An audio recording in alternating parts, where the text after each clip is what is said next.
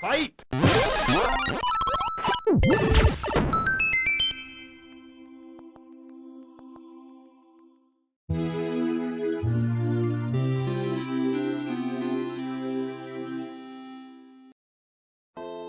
New console launches are some of the most exciting and magical times when it comes to video games, and for me, as a big Nintendo fan, there's nothing quite as exciting as launch of new Nintendo hardware. And when a new console launches, it's really the games that are there on day one that help set the tone and personality for the system and get you excited about what's ahead. So I decided to sit down and decide once and for all which Nintendo console had the best launch lineup. So we're going to be deciding this based on three criteria: the variety of the games, the quality of the games, and how well the games show off what the system can do. Before we get started, there are just a couple guidelines, a couple of things I want to clarify before we get too far into it. One, since I live in the United States, these are going to be based on the United States launch lineups. Two, none of that launch window nonsense. These are only the games that are available on day one. And three, this is just my opinion. You're probably going to disagree with it, and if you do, I would love to hear what your thoughts are, so let me know in the comments below. Let's keep going.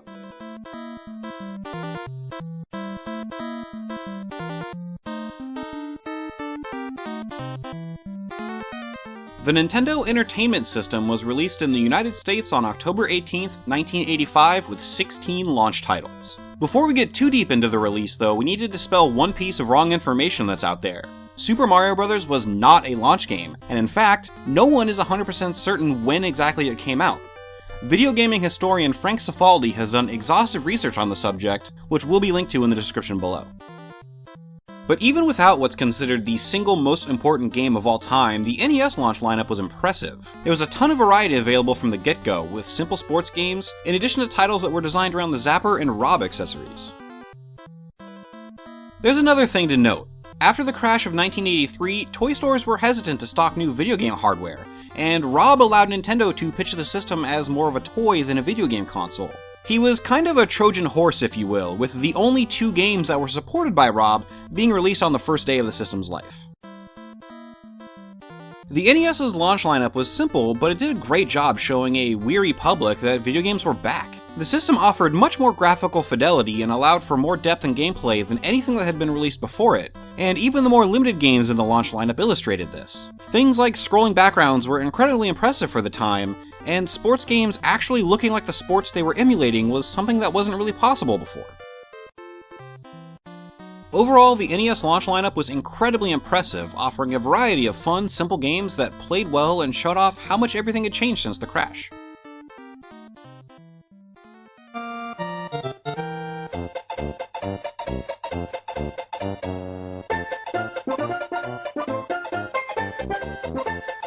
The Super Nintendo Entertainment System was released in North America on August 23, 1991 with 5 launch titles. While lacking the diversity and sheer numbers of the NES launch lineup, the Super Nintendo's premier game still did an admirable job showing off what the system could do. One of Nintendo's biggest boasting points with the Super Nintendo was Mode 7, which allowed for scaling and rotation of sprites. Their launch games displayed this prominently, with both F-Zero and Pilotwings using Mode 7 to provide an impressive sense of depth and dimension. With Super Mario World, arguably the best 2D Mario as the pack-in game, every new Super Nintendo owner was treated to the console's flagship title. Huge, colorful worlds that weren't possible on the previous hardware showed players that Nintendo had finally arrived to the 16-bit generation. While the Super Nintendo lineup wasn't huge and was showcasing more of an evolution than a revolution of game hardware, there's no denying that the games were just incredible.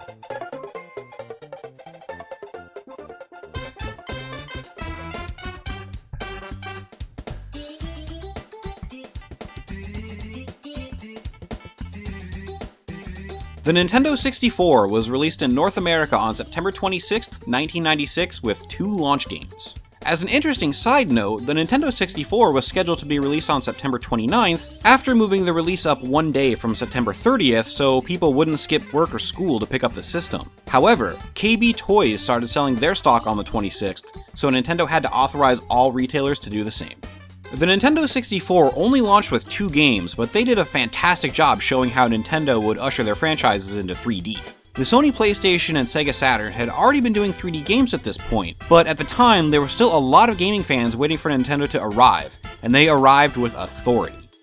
Super Mario 64 is simply one of the most impressive launch games ever, and on a personal note, it's my favorite game of all time. While other developers were still adjusting to 3D and trying to iron out control and camera schemes, Nintendo made it look easy with Mario 64. The responsibility of launch games is to showcase the new hardware and give players a reason to buy a new console, and Super Mario 64, while not a pack-in game, was the reason to get a Nintendo 64 at launch. Nintendo's famous plumber made the jump to the third dimension almost effortlessly, establishing the 3D platformer the same way the original Super Mario Bros. Did for 2D platformers over a decade earlier. The Nintendo 64 launch lineup didn't have the numbers or diversity, but it still packed a heck of a punch.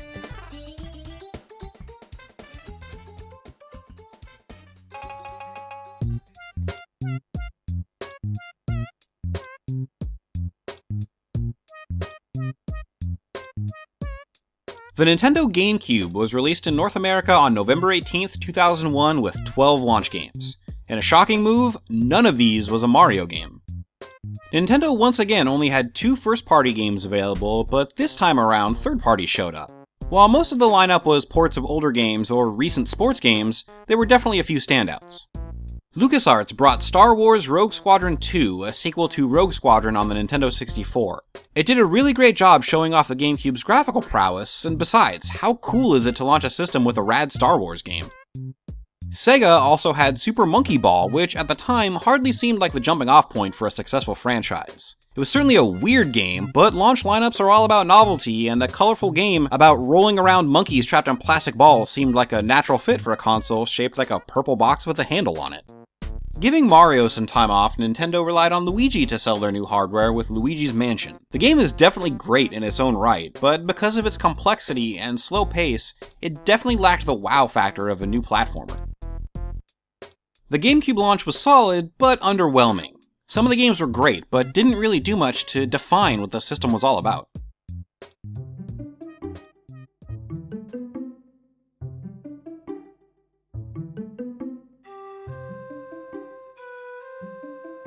The Nintendo Wii was released in North America on November 19th, 2006 with a launch lineup of 21 games. People tend to downplay the Wii's library as full of lesser ports and shovelware, and there were a lot of ports on day one. The thing with the Wii's overall library is that there are fantastic games available if you look past the clutter, and the launch lineup is no exception. The revolutionary Wii Remote brought motion control to the masses and redefined the gaming landscape for the next several years. Whether you loved it or you hated it, the Wii was huge from day one. Some games overpromised and underdelivered, but were still decent games, like Ubisoft's Red Steel, which introduced first-person shooters to motion controls. Other games, like Rayman Raving Rabbids, kept things simple and used the new control schemes in fun and easy-to-understand ways.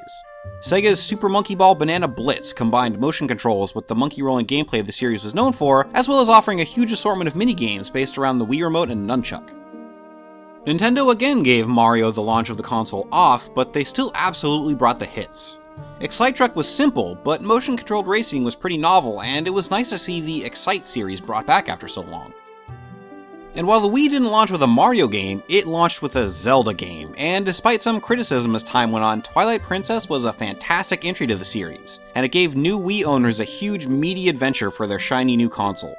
Swinging the Wii Remote to have Link swing a sword wasn't the true sword-fighting simulation we had imagined at the time, but it still made for engaging combat, especially when combined with Link's tools that use the Wii Remote's pointer functionality. For the Wii, Nintendo brought back the pack-in game and gave every Wii owner a copy of Wii Sports as a way to introduce them to the Wii Remote, and this game set the world on fire. Everyone loved it. Moms, dads, grandparents, everyone loved Wii Sports. It was a supremely fun game that you could play with people who didn't even like video games. Its accessibility was paramount to the Wii's success, and it played its part perfectly. People like to dump on Wii Sports and call it a bad game. I say that if you can say with a straight face that Wii Sports is bad, then you don't know what fun games are.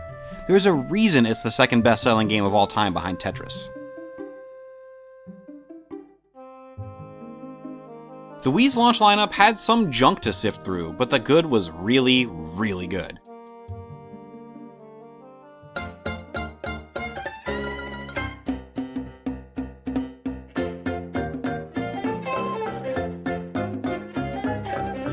The Nintendo Wii U was released in North America on November 18th, 2012 with a launch lineup of a staggering 34 games. Mostly owed to hardware parity with the Xbox 360 and PlayStation 3, allowing for easy porting of new games, and the simultaneous launch of the Wii U eShop, allowing for day one releases of indie games. The Wii U had even more ports than the Wii did at launch, which is saying a lot. Not that having ports at launch is a bad thing, because offering a variety of popular games is good, but they don't do much to help define a console, especially since the Wii U was considered by many a late arrival to the HD generation rather than the first console released in a new cycle. Some developers did put in the extra effort though, like Bandai Namco including special Nintendo-only modes and costumes in Tekken Tag Tournament 2. But other games were just kinda bad. Ubisoft again brought some cool original stuff to a Nintendo console's launch with Zombie U, an incredibly scary survival horror game that didn't do nearly as well as it should have. Nintendo did have a Mario game at launch this time around with New Super Mario Bros. U, continuing the 4-player 2D action established in New Super Mario Bros. Wii. While it's a fun and solid game, it didn't really do a whole lot to show what the Wii U could do. Nintendo Land was supposed to be the new Wii Sports, with multiple minigames based around classic Nintendo franchises designed to show people how the gamepad controller worked. I'll defend it to the death as an awesome game, but it didn't catch on the same way Wii Sports did.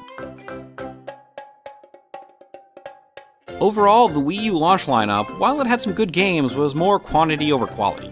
Variety is good, but when you're asking players to start on the final chapter of your trilogy of games, you can't really be surprised when the interest isn't there. The good games are good, but they don't really do a whole lot to really show you why you needed to buy a Wii U.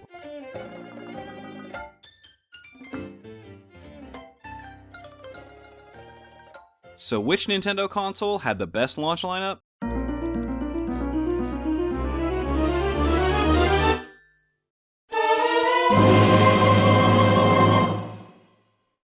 It's real close, but the edge goes to the Wii. Had a huge variety of fun, original games that showed what the system was about, plus a rad Zelda game and the amazing Wii Sports.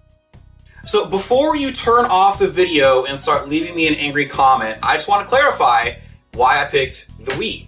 Because if you were there in 2006 when the Wii came out, there was no denying just the fervor and the excitement of this little white box by Nintendo. I mean, motion controls really took the world by storm, love them or hate them. They didn't last very long, and they didn't really set the world on fire for more than those few years, but there was nothing like the Wii when it came out. It was getting mainstream news coverage. Grandmothers were playing. Everybody was playing the Wii. Everybody wanted to play Wii Sports. It was incredible, and you can't deny the impact that it had. So that's why I'm saying that the Wii had the best launch lineup of any Nintendo console. And if you disagree, I would love to hear from you, and I'd love to know why. So let me know in the comments below. But until then, that's all I've got for today. So until next time, remember, love games, love yourselves, and love each other.